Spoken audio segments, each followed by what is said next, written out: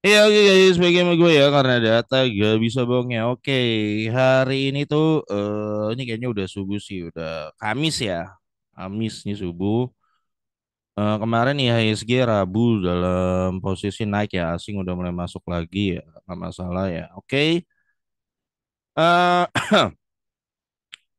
ya hari ini juga IPO-nya ADI ya, nanti dilihat aja pagi gimana naik atau turun, gue nggak tahu. Jadi lu udah siap terima resiko masing-masing ya, John. Jadi nikmati aja dramanya kalau gue pribadi ya. Oke. Gue sekarang pengen bahas ya, oke, soal namanya debt monetization dan juga quantitative easing ya. Ini dari Bank Sentral. Ya intinya bagaimana Bank Sentral mencetak uang baru. Ya, ya, ya, ya. Jadi kalau lu tujuannya ya sekedar curcol aja ya John ya, curcol gitu ya. Jadi kalau dibilang bahwa solusi satu-satunya adalah pajak, itu tidak betul. Tidak betul John. Jadi jangan sampai gue pribadi ya kita sebagai rakyat juga harus mengupgrade juga kita punya pemahaman gitu ya. Supaya kita tuh ini loh, kita tahu, jadi kita jadi tahu gitu loh bahwa tidak betul bahwa satu-satunya sumber itu adalah pajak. Tidak betul. Aja harus jadi seolah-olah mau terus narasikan, wah kalau pajak ini nggak naik, mau PPN ini nggak naik, semua nggak naik, negara ini lebih baik. Padahal enggak. Padahal itu tidak betul ya, karena apa? Ada yang namanya konsep debt monetization dan juga quantitative easingnya dari bank sentral ya. Gimana bank sentral itu mencetak uang baru ya. Nah, sebelum gua ke sana, gua akan bahas nih makan siang gratis di India dulu ya. Ya, makan siang gratis di India. India itu sudah melakukan makan siang gratis tahun 1995. Nah, bagaimana cara dia melakukan itu padahal dia saat itu negara yang sangat miskin sekali gitu. Kok dia bisa melakukan tanpa menaikkan pajak? Nah, itu yang harus kita contoh. Ya, Jona, hari ini kita akan bedah bagaimana India melakukan itu. Ya, kalau lu tanya gue bagaimana Indonesia ini ke depan ya, saya dalam 5 tahun dulu nggak usah jauh-jauh. Kita lihat PPN 12% akan segera berlaku ya. Jadi ini berita terbaru ya. Ya, kepastian PPN 12%. Jadi udah tahu bakal berlaku gitu ya dan tetap akan dipaksakan berlaku. Jadi ke depan tuh udah kebaca John, udah kebaca IHSG tuh arahnya gimana? Udah. Ya meskipun nanti katanya ada insentif segala macam, gua jadi bisa dikatakan gua agak pesimis gitu ya, agak pesimis. Tapi kalau memang ternyata bisa dibuktikan dengan cara begini terjadi pertumbuhan dalam 3 tahun 8%, semoga gitu loh. Gue bilang semoga. Tapi kalau berdasarkan data-data yang lalu cukup pesimis. Ya, gue cukup pesimis pribadi. Hmm, jadi gini, oke kita fair juga ya. Oke, jadi pertumbuhan IHSG ya. Kalau metodenya selalu begini, ya ini gue udah ringkasin data buat lo ya. Jadi pertumbuhan ekonomi ya, kalau terus menjadikan pajak sebagai sumber untuk nambel nambel utang gitu ya, maka Tar,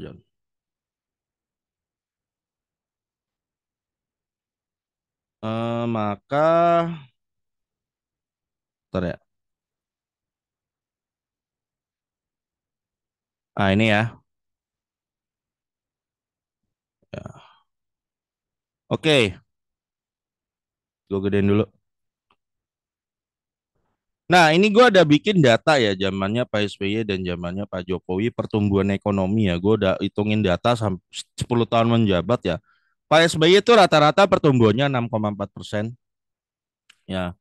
Pak Jokowi itu 4,8 ya. Pak Jokowi kira-kira konsepnya mirip ya sekarang pajak gitu, pajak ketimbang Pak SBY. Jadi lu udah bisa lihat dalam 10 tahun paling rata-rata 4,8 ya. Jadi mungkin kan sampai melihat 4, sampai melihat 5. Kemungkinannya kayak begitu ya. Begini kan target katanya 8 ya. 8 itu sebenarnya udah harus kelihatan John. Udah harus misalnya tahun pertama udah mulai di 5,7 atau 5,8. Tahun kedua udah mulai 6,3, 6,4 ya. Tahun ketiganya bisa antara 7 atau 8 ya. Kalau lo dalam tahun ketiga udah nggak ngeliat tanda-tanda itu, berarti John, kemungkinan yang lebih dekat ini adalah ini. Dalam 5 tahun ini paling rating segini, 10 tahun 4,8. Nggak bakal tembus di sini. Karena konsepnya masih percaya bahwa untuk menambal hutang harus dinaikkan pajak. Menurut gue itu tidak make sense. Kenapa menurut gue tidak make sense? Orang sebuah negara ketika dia memutuskan untuk menaikkan pajak itu karena dia mau menghindari hutang dalam negeri gitu ya, mencetak uang baru. Kenapa? Karena dia takut terhadap inflasi. Artinya kalau dia sudah mengambil opsi pajak, harus dibuktikan bahwa tahun depan dia surplus. Itu artinya dia benar-benar konsisten takut berhutang supaya negara ini tidak berhutang terus, dan tahun depan harus dibuktikan setelah menaikkan pajak anggarannya harus surplus. Harus. Kenapa harus surplus? Supaya tahun depannya lagi dia tidak naikkan pajak lagi. Tidak perlu naikkan pajak karena anggarannya surplus. Yang jadi masalah, nah itu ya John. Nah ketika sebuah negara memilih utang, kenapa dia negara balik lagi? Kenapa dia negara memutuskan untuk memilih utang? Karena dia tidak mau menaikkan pajak. Logikanya itu kebalik dua itu John. Jadi pajak dan utang itu kebalik. Logikanya itu saling berlawanan ini, berlawanan. Ya, berlawanan. Kalau negara pilih pajak, dia pasti nggak mau ngutang. Tapi kalau negara pilih ngutang, dia nggak mau naikin pajak. Harus gitu. Terjadi di Jepang. Negara mana yang sekarang saat ini memilih ngutang dan tidak menaikkan pajak, yaitu terjadi di Jepang dan China ya. Untuk memboost ekonominya, di boost ekonomi. Contoh, Jepang, China, oh nggak salah ngeluarin stimulus sebesar 4.000 triliun ya. Tentu di stimulus itu dilakukan dengan cara juga memotong beberapa pajak ya. Supaya tujuannya apa? Karena dia nggak mau naikin pajak supaya meningkatkan ekonomi. Demikian juga pemerintah Jepang memberikan stimulus 2.000 triliun ya, 2.000 triliun. Ya itu hasil utang ya, hasil cetak uang dan menurunkan pajak. Jadi dua ini selalu sisi yang berlawanan. Ya, yang gue cukup mempertanyakan ya di kita, kita ini sudah berutang, defisit gitu ya anggarannya, terus naikin pajak juga. Nah itu gimana? Mau dua-duanya gitu? Nggak bisa, nggak kena dua-duanya itu nggak kena, nggak mungkin. Kalau lo mau naikin pajak sekalian, tapi tahun depan harus surplus. Kalau lo mau ngutang juga boleh, kayak pemerintah Jepang ngutang terus, tapi nggak usah naikin pajak, malah turunin. Itu juga boleh, pilih salah satu. Pilih salah satu. Tapi kita maunya dua-duanya nih. Nah, nggak bakalan itu karena bertabrakan, John. Dua-dua itu bertabrakan. Ya, oke. Kita akan bahas bagaimana pemerintah India melakukan program makan siang gratisnya. Oke, tahun 1995 pemerintah India ya sudah melakukan makan siang gratis. Aduh, kok gini sih gua. India ya. Ya, ya. India makan siang gratis itu dari tahun 1995 ya, sejak 1995. Kita bongkar GDP-nya India. Ya, India GDP in 1995 itu hanya 360,3 miliar US dollar ya. Yang kalau gua rupiahkan itu sekitar miliar USD. Bentar ya, itu rupiah. Yang kita rupiahkan itu sekitar hanya 5.726 triliun rupiah. Ya. Hari ini PDB kita Indonesia John sekitar 22.000 triliun rupiah. Ya, jadi lu bisa bayangkan India ketika menjalankan program makan siang gratisnya tahun 1995 itu PDB-nya hanya 5.726 triliun. Seperempatnya kita dengan ekonomi di bawah kita dan penduduk lebih banyak. Jadi 1995 India population itu totalnya itu sekitar 954 juta. Jadi dengan penduduk sekitar hampir 5 kali lipat kita. Ya. Nah, dari mana duitnya gitu loh, John? Lu bayangin sebuah negara yang saat ini lebih miskin daripada kita secara PDB, penduduk 5 kali lebih banyak. Bagaimana caranya dia konsisten tetap melakukan makan siang gratis? Itu yang kita bongkar. Apakah cara dia menaikkan pajak? Tidak, tidak begitu caranya. Ya. Jadi kalau lu lihat GDP-nya India tahun 1905 ya. Jadi kalau lu hitung per kapita cuman kena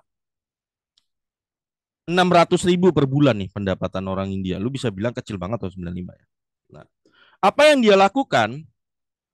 Yang dilakukan oleh pemerintah India adalah dia mencetak uang, Joni.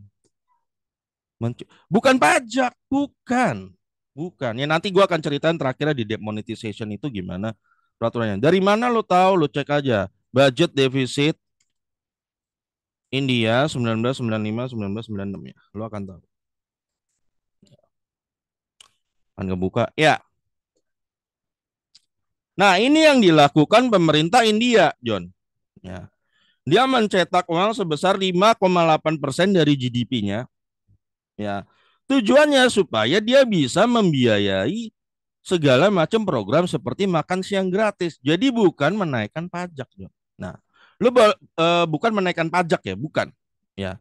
Ya, jadi dia mencetak sekitar 5,8%. Dan praktek ini masih dilakukan India sampai sekarang. Sekitar 6. Ya, kalau lo boleh cek ya. Budget deficit India now history. Ya. Ya, terus kenapa negara kita tidak mau melakukan seperti itu, John? Ya, tergantung ekonominya, John. Tergantung. Soalnya ada banyak ekonom yang berkiblat ke arah barat ya, John, ke arah Eropa, di mana biasanya ekonomi ini punya ciri takut di atas inflasi 2% menurut dia berbahaya, sehingga dia nggak akan ambil opsi itu. Ya makanya sekarang negara Eropa tuh carut marut karena diisi ekonominya seperti itu. Lucunya negara India yang tidak melakukan hal itu malah sekarang pertumbuhan GDP-nya nomor satu di dunia, 6,9% tahun ini. Tahun ini. Ya, gue tahu dari mana OECD yang ngomong. Ya, India nomor satu. Ketika India tidak mendengarkan, tidak mengcopy apa yang Barat punya, dia malah berperforma lebih keren. Ya, oke. Ini kita buka defisit anggarannya India ya. Selalu di atas 3, John. Bahkan 4, 5, bahkan tahun ini 6. Ya. Artinya apa? Ekonom yang Anda memegang India itu jauh lebih kreatif. Kreatif menurutnya. Ya. Nih tahun ini dia sekitar 5,8 ya. Sama dia melakukan praktek ini kalau lihat maksimal ya tuh. Kalau tahun ini lu lihat sekitar 5,6 tuh. Ya. 5,6 defisit anggarannya India. Ya. No. Semua tinggi-tinggi John ya. 5 ya, 7 ya enggak tinggi-tinggi. India selalu melakukan ini. Jadi India tidak menaikkan pajak, tidak. Sumber pendanaan dia adalah dia mencetak uang, Joni. Ya, dia mencetak uang. Ya tentu nanti gue akan kasih tahu konsekuensinya apa mencetak uang. Tapi selama lu perhitungan kalau cuman defisit 5-6 gak bakalan bikin negara hancur. Buktinya India puluhan tahun melakukan itu yang terjadi kebangkitan ekonomi. Bukan kehancuran. Jadi adalah salah besar pemahaman-pemahaman seperti yang dipunya The Fed itu inflasi 2% itu akan memeledakkan ekonomi. Salah, yang ada meleduk. Lu ngikutin kayak begitu malah meleduk ekonomi. Makanya Eropa sekarang tetap meleduk tuh, lu lihat tuh. Iya enggak? Tax ratio gede. Lu hari ini buka tax ratio Inggris, Jerman dan Prancis semuanya gede 27, bahkan Prancis 40%. Harusnya kalau menurut teori mereka kalau tax ratio gede harusnya terjadi ledakan ekonomi dong. Yang ada enggak, bukan ledakan ekonomi malah peledukan yang meleduk. Kalau meleduk ya kalau bola meleduk tuh gitu tuh. Meleduk aja. Kalau meledak kan duer ya enggak. Ini enggak meleduk ya gitu. Takutnya John, kita ini arahnya ke situ. Iya, kita tidak mengcopy apa negara yang berhasil melakukannya, tapi kita mengcopy negara barat yang hari ini lagi kacau. Gara-gara dia nerapin konsep seperti itu. Perbesarlah pajak supaya ekonomi meledak, kata dia. Padahal enggak, ketika dia semakin memperbesar tax ratio yang ada, ekonomi dia makin hancur. Kita mau copy di arah sana, John, lagi ke arah sana. Kalau menurut gue ya, kita tuh lagi ke arah sana. Jadi ingat, ini lihat sendiri ya ini. Sekarang berapa India? 5,6, gede loh. Gede, kita aja cuma berapa? 2,8 kan. Dia 5,6. Nah, gua kemarin ketemu YouTuber yang di Indonesia yang tinggal di India, dia ngajar itu jadi dosen, dia bilang gaji di India itu dosen 10 juta. Nah ini yang kayak kemarin ya soal gaji guru ya. UMR-nya India atau GDP India pengeluaran sehari-hari itu kalau gua nggak salah terakhir gua hitung 3,6 juta. Ya, atau hampir 4 lah. Tapi belum 4 banget. Nah, di sini terjadi ironi ya kalau lo bandingkan di Indonesia. Kalau di Indonesia, UMR suatu daerah itu ya, misalnya lo cek, lo boleh cek deh. Misalnya UMR di Jogja berapa, di Jawa Tengah itu sekitar 2,8 gitu. Mungkin itu, ya gua nggak tahu pasti berapa. Pasti gaji guru dan dosennya rata-rata yang bahkan udah PNS pun pasti sesuai UMR. Sesuai sesuai UMR daerah itu. Jadi lo bisa lihat gaji guru ya di daerah Jawa Tengah pasti sekitar sesuai dengan UMR daerahnya. Di India itu terbalik. Kalau dia UMR-nya 3,5 gitu ya, gaji gurunya 3 kali lipat, John. Bisa. Kenapa dia bisa melakukan itu? Ya itu tadi. Dia cetak uang di sini. Bisa melakukan itu. Bisa. Ya. Jadi dia nggak takut. Ekonomi India yang bertanggung jawab atas negara India, dia tidak takut terhadap inflasi. Tidak takut. Ya. Karena menurut mereka inflasi 5-10% itu aman. Ya buktinya tidak hancur-hancur dari semenjak mereka melakukan makan siang gratis. Nah lu pengen nanya, oke. Oke kan lu nanya ke gue, wah berarti bisa ya John ya, tanpa pajak kita bisa membudgetin misalnya mau naikkan gaji guru, bisa, oh bisa. Oh makan siang gratis, bisa, bisa. Bisa. Oh ternyata jadi nggak harus lewat pajak John, bisa. Bisa lewat yang namanya demonetization dan quantitative easing tadi ya. Nah nanti gue jelasin ya, istilah katanya cetak uang bisa. Ya, tapi ada konsekuensinya nggak tuh John? Wah ada. Ya of course, yang namanya inflasi. Ya makanya lu cek India inflation 1995 sampai 1996 itu berapa? Kita cek inflasinya. Ya, inflasinya 10% dan 6,9 ya. 8 ya, 8 ya. Oke. Nah, jadi gini John, ketika lo mencetak uang baru gitu ya tanpa melalui ambil opsi pajak. Jadi gini John, pemerintah menurut gua pemerintah yang kreatif ya, yang diisi yang memangku kebijakan yang kreatif itu dia berpikir gini John, cara berpikir dia begini. Kalau orangnya kreatif seperti di India gitu ya, yang memang kebijakan. Gua nggak mau naikin, gua butuh dana nih, gua butuh dana. Misalnya gua mau membuat makan siang gratis buat rakyat gue, dan gue juga mau menaikkan gaji guru misalnya. Tapi gue pendapatan negara gue kurang, ya. Ada dua opsi, langsung dikasih. Pasti kan kepikiran mereka cuma dua opsi, pajak atau gue cetak uang. Istilah kata cetak uang ini utang, utang. Jadi ini pajak atau utang, ya. Dia akan berpikir, ah, gue tidak mau menaikkan pajak karena gue tahu nanti pertumbuhan ekonomi gue terganggu dan gue akan memberatkan rakyat gue. Ya udah deh, gue ambil opsi ini.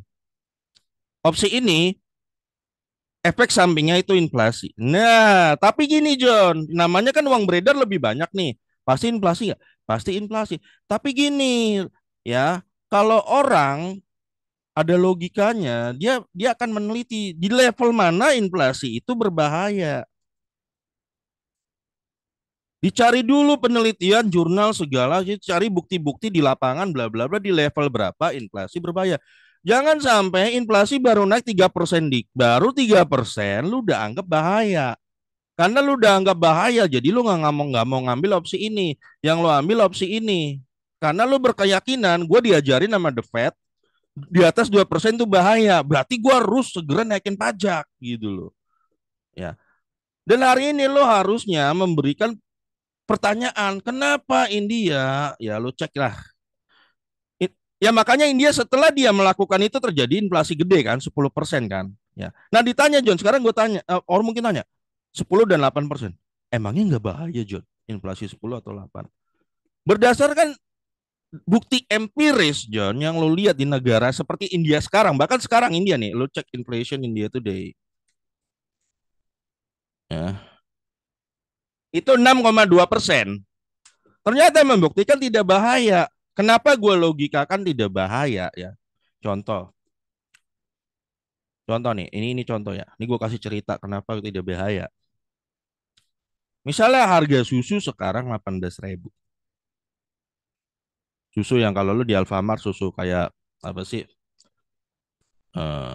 Ultramil yang agak botol gede gitu loh, 18.000. Nah, ini logika ya. Contoh misalnya. Misalnya ketika contoh The Fed menaikkan suku bunga kan, terjadi rupiah terjadi pelemahan. Supaya rupiah tidak melemah, ya. Supaya rupiah tidak melemah, maka BI mengambil tindakan untuk menaikkan suku bunga, ya. Dengan menaikkan suku bunga BI ya, supaya tujuan BI apa? Misalnya untuk supaya harga rupiah tidak melemah. Kalau rupiah melemah, takutnya produk-produk import yang datang ke sini jadi naik. Ya contoh kayak susu kan kebanyakan kita 80% import ya dari luar ya. Jadi kalau rupiah misalnya sekarang kan 16.000 ya. Kalau tiba-tiba naik 17.000, berarti pasti harga susu naik dong. Betul nggak? Misalnya 17.000, rupiah naik ke 17.000 terjadi kenaikan 6% ya, 6,2%. Maka kalau BI tidak menaikkan suku bunga, ya ini dengar cerita gue. Ya, kalau tidak menaikkan suku bunga, maka harga susunya yang tadinya di Alfamart itu 18.000, kalau tidak dinaikkan ya, maka akan menjadi sebesar 19.000. Ya. Wah, ayo deh kita segera naikkan suku bunga. Anggaplah BI menaikkan suku bunga yang ngikutin The Fed. Nah, masalahnya ketika menaikkan suku bunga ini, ya, kayak BI sekarang, misalnya orang yang cicilan KPR-nya 2,2 juta per bulan tiba-tiba naik jadi 3,5 juta. Gara-gara suku bunga BI yang tinggi, ngikutin The Fed. Sehingga si A ini ya, si orang ini, dia setiap tahun duitnya yang harusnya cuma bayar 2,2, nah 1,3 jutanya ketarik ke bank. Dia nggak ada duit dong. Paham ya? Si A ini nggak ada duit. Tadinya dia punya duit lebih 1,3 juta. Dengerin cerita gue. Dengerin. Lu oke, gara-gara BI narik 1,3 juta ini betul. Susunya nggak jadi naik 18.000. Nggak jadi naik ke 19.000. 19.000. Susunya tetap di harga 19.000. Betul ya? Tetap di harga 18.000. Jadi karena BI berhasil narik 1,3 juta dari si orang, rata-rata ya di Indonesia orangnya ketarik karena suku bunga naik. Maka susu betul berhasil tidak naik ke 19.000, tetap 18.000.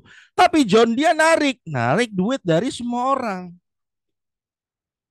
Jadi meskipun susu itu 18.000, orang ini nggak ada duit, John. Dia nggak juga nggak bisa beli. Itu yang menyebabkan deflasi beruntun 5 bulan. Meskipun lo harga lo stabil kayak inflasi nggak naik, tapi cara lo itu adalah menarik duit dari masyarakat. Sehingga masyarakat nggak punya keuangan. Betul susunya nggak naik, betul. 18.000, tapi lu narik satu segini masing-masing kepala gitu ya, sehingga si A ini nggak ada duit, dia yang meskipun susunya nggak naik dia nggak mampu beli. Tapi anggaplah lu nggak naikin, anggaplah lu nggak ngikut gitu ya, lu nggak narik ini, betul susu naik 19.000, betul, wah tiba-tiba susu naik 19.000 gitu ya, tapi lu kan nggak narik duit BI-nya, si A-nya tetap punya duit lebih 1,3 juta, dia pegang duitnya tidak ditarik oleh pemerintah. Jadi meskipun susunya naik 19.000, si A tetap punya duit 1,3 juta pegang. Dia tetap bisa beli susu John meskipun susunya naik 19.000. Daya belinya tetap ada, tetap kuat. Nah, itu John bedanya John. Ya, semoga lu paham cerita gua gini ya. Makanya waktu di zaman Pak SBY ya, kita nih inflasi sempat tembus rata-rata ya 8% setahun loh, zaman PSBY loh, 10 tahun. Tapi kenapa daya beli kuat ya, ini logikanya.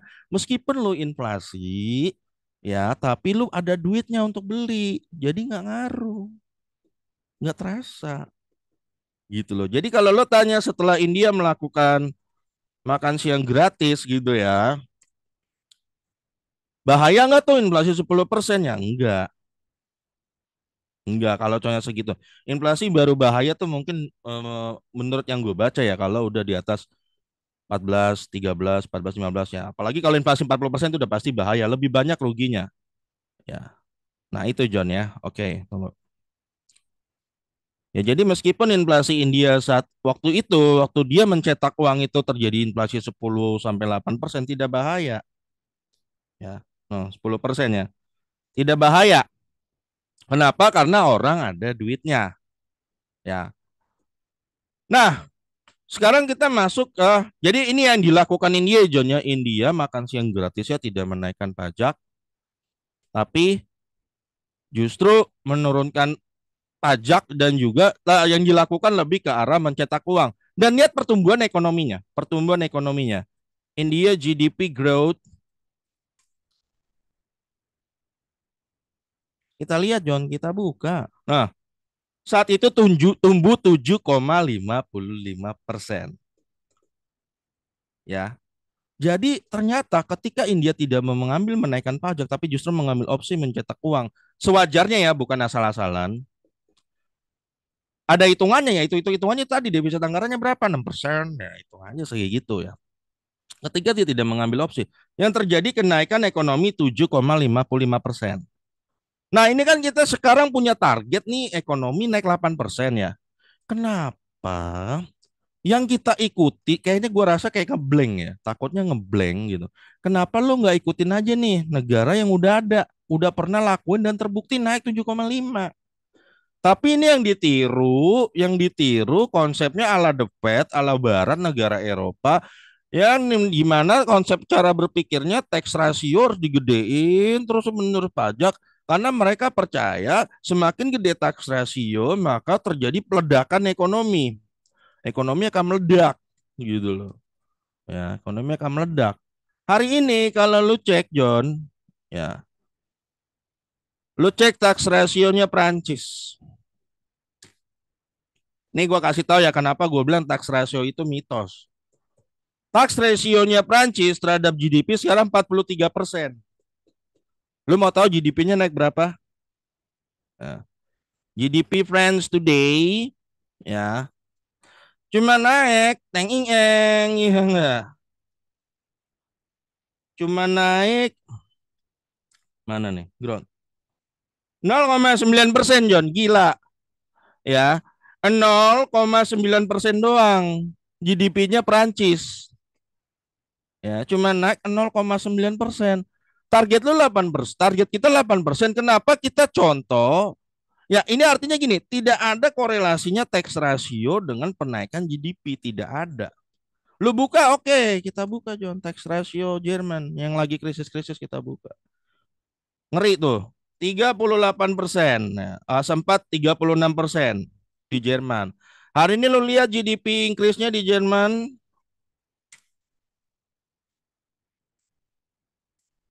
berapa? Cuma 0,1% ya. Per quarter ya. Per tahun berapa nih? No, 0,3 minus 0 ya. 0 ya kayak gitu-gitulah John. Ya.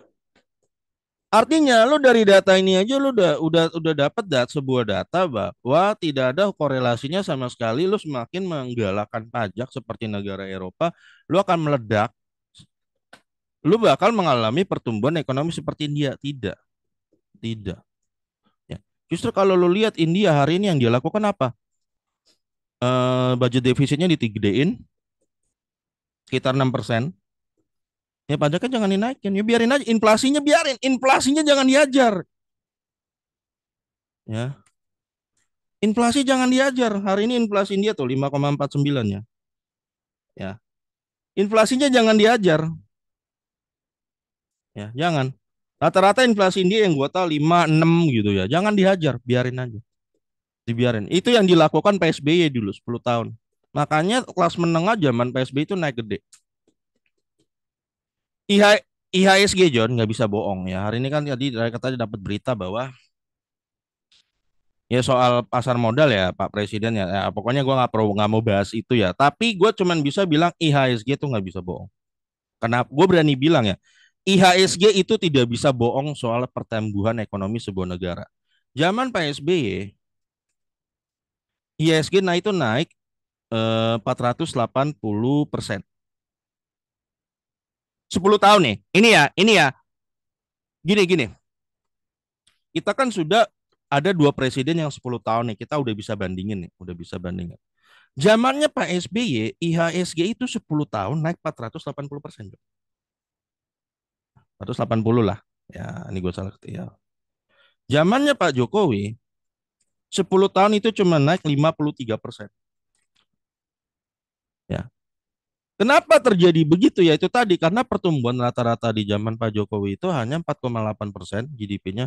Zaman Pak SBY itu 6, catatan gue 6. Gede loh, ini 6,4 loh. Ya makanya kelas menengah banyak bertumbuh di zaman Pak SBY. Kita ini loh, kita mau berteori seperti apapun, mendebatkan sebuah teori seperti apapun, yang kita lihat akhirnya adalah output, ya output, ya. Ya. Dari sini IHSG nggak bisa bohong, makanya nanti pemerintahan yang sekarang kita akan ukur dalam 3 tahun, lihat IHSG-nya, dalam 3 tahun. Oke, kita cukup fair ya, 2 bulan nggak bisa dibuat ukuran dulu. Sekarang ini nggak bisa dibuat ukuran, minimal 3 tahun kita lihat ukurannya. Ya. Kita lihat ukuran untuk menilai kinerja ekonomi. Bener nggak nih? Dengan PPN 12% kan arahnya kan masih ke arah pajak kan. PPN 12%, nanti PPH juga mungkin udah dibatalkan, yang PPh UMKM. Betul nggak?